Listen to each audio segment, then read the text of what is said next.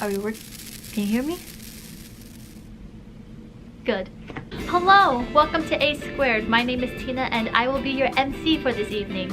We've got a great program set up for you tonight. There's films, there's dancing, there's artwork, and there's endless stories that are dying to get told. In case you don't know what you just walked into, this is A Squared, the annual art showcase hosted by the Asian Student Organization. Here, we celebrate the Asian and Pacific Islander American students of Columbia and give them a chance to showcase their artwork that they've been working on throughout the year or just made up at the last minute. This year, our theme is facets and intersections because we aren't just Asian. Our sexuality, nationality, religion, and so much more play into who we are. What are we doing here in the SDI instead of stage 2? Haha!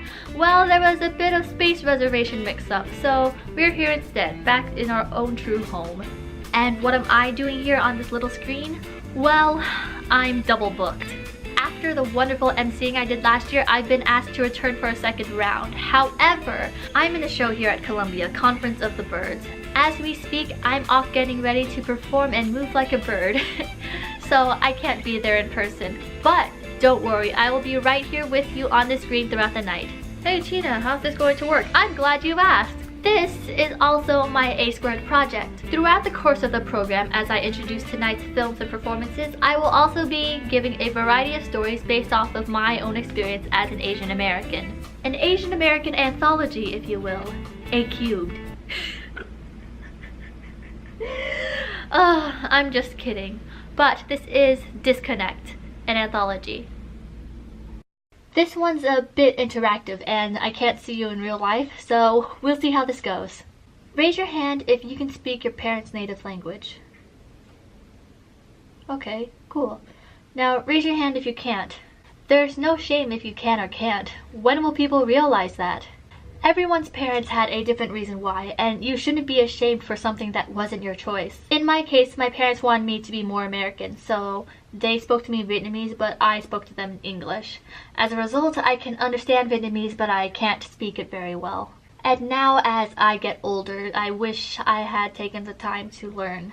My friends are always perplexed whenever I talk to my mom, because what they hear is this. Con có khỏe không? I'm good.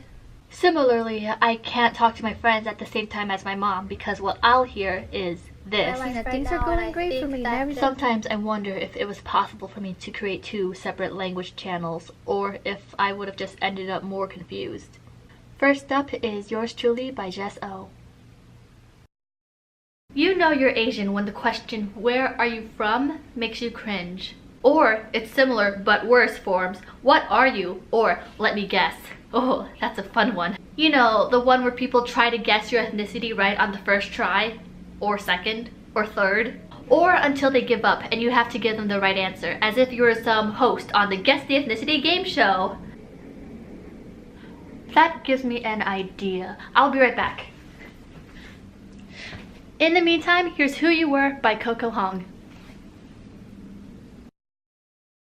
Okay, you ready? No. Never. Sure. Hi everyone, I'm back with my reluctant roommates to play Guess That Ethnicity! Okay, that's what we're playing, Guess That Ethnicity. I'm gonna show you pictures of our e-board members and it will be your job to guess what their ethnicity is. Okay. I will also be giving you the caption on our Instagram. Follow us on Instagram at ASO Columbia to help you try to figure it out. First up, we have J.O. He's one of ASO's current presidents. J.O. is determined, kind, and an awesome chill dude. He's a film major focusing on editing. What is his ethnicity?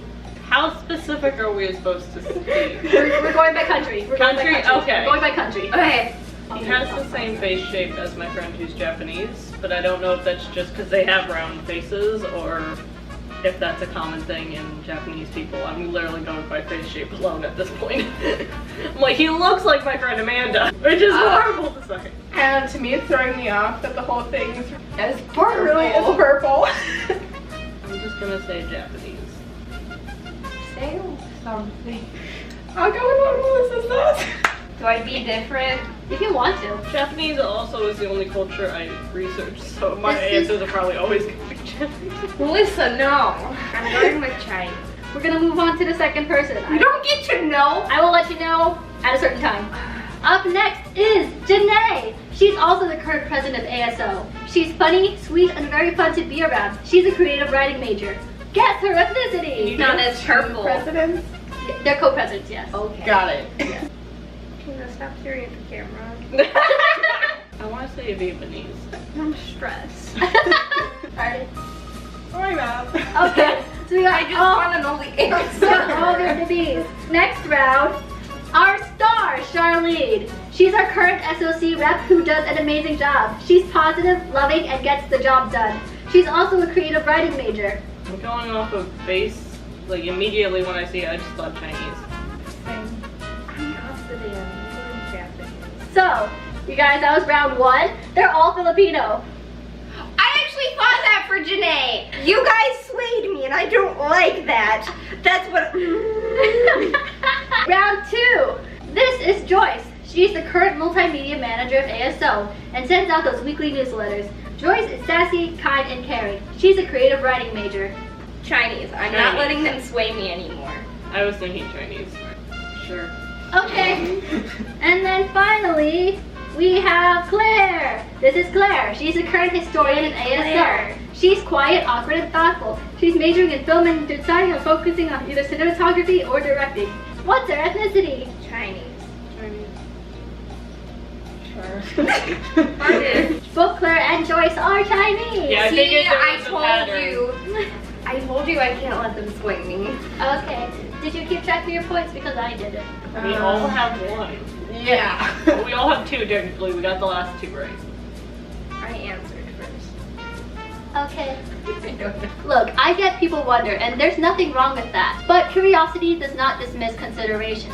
If you want to ask, just say something like, if you don't mind me asking, what is your ethnicity? Don't be so rude. Up next is a dance performance by Mulan Mathiasak. I'm sorry, I made you do this. So, Tina, where are you from? Let's go for a drive, shall we? Hello, Dad.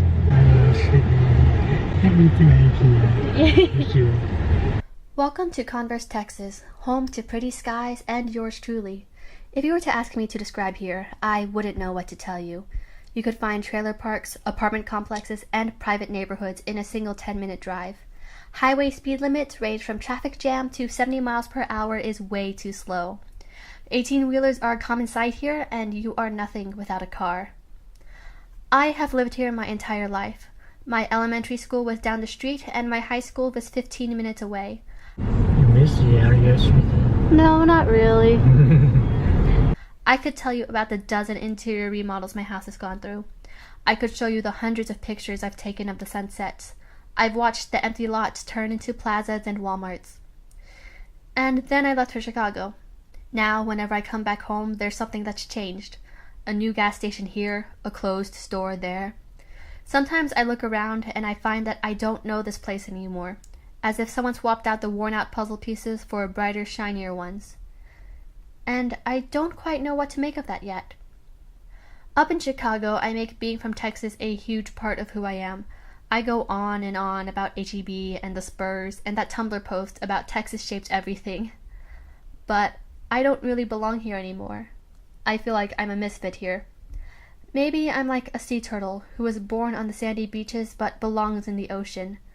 My real home is somewhere else, even if I miss disguise here. I don't have a good ending to this one. Sometimes I just want to talk about Texas for a little bit. Coming up next is Brown Skin by Janae E. Loretta. When I was 16, I wanted blue eyes. And I mean, I really wanted blue eyes. Why this sudden obsession began, I have no clue. Was it because I read books about beautiful teenagers with jewel-toned eyes? Was it because of my crippling insecurities? Was it because I began to notice the beautiful eyes of my classmates? Maybe. Either way, I was obsessed with it. I even began editing pictures of myself to see what I would look like if I had blue eyes. Sure, it's a bit unsettling, but at the time, I loved it. I would have done anything for blue eyes. I even wanted to get contacts for blue eyes, or green eyes, or any other color that wasn't just plain, stupid, boring brown. But I unfortunately have to use toric lenses, and most companies don't make colored toric contact lenses. And look, I get it. At the end of the day, they're just eyes. And I've grown to love these beautiful brown eyes. But sometimes I still go back to 16-year-old me hating the way I look. And now we have Fortify by Claire Stanton.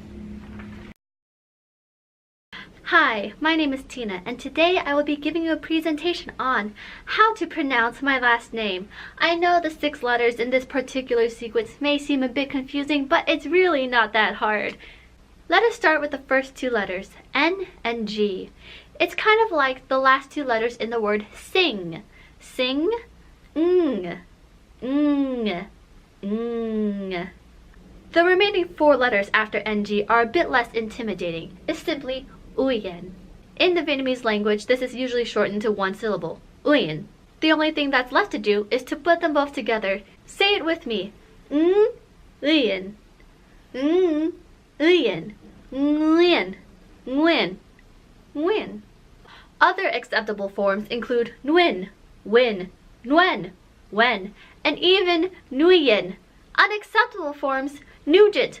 Oh my god, for the love of all things pure and holy, don't say Nugent. How do you even confuse that? It's like, you put the G in the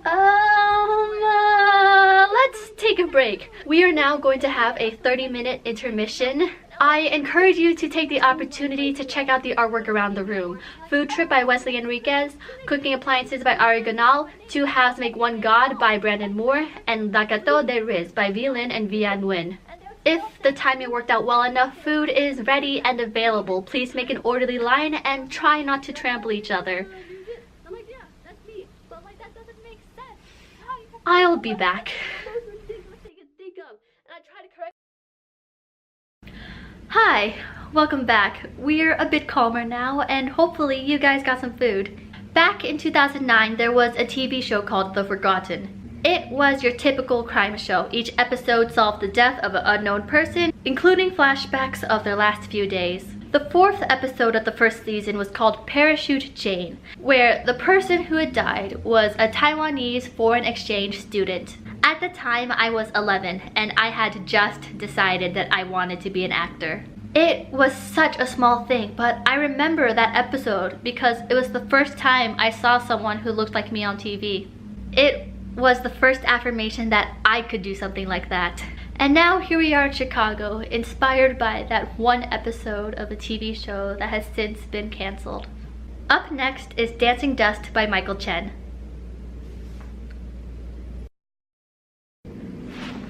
Last year, I auditioned for a show here at school. I didn't get called back, which I had gotten pretty used to by then. I later found out from someone involved with the show that I was considered for a role, but I was ultimately not called back because the play was set in 1960s New York, and Asians apparently didn't exist then. Sometimes that's show business, but this particular instance really didn't feel like it. That's when I started wondering, how many roles have I lost because the director didn't see an Asian person being that? Then I began noticing things. How the casts of the shows I auditioned for are mostly white. How the people I sit next to in the audition room are mostly white. How I began to cast myself in exclusively Asian roles.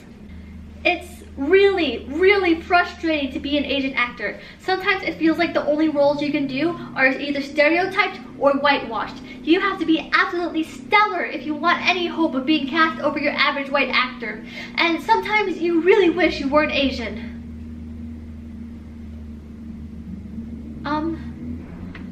I'll be back.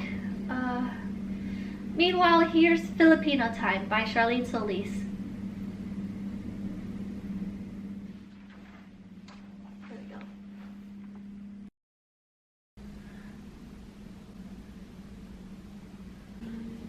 When did you realize you were Asian? I mean, you couldn't have known your whole life. I like to think everyone has a moment they realize.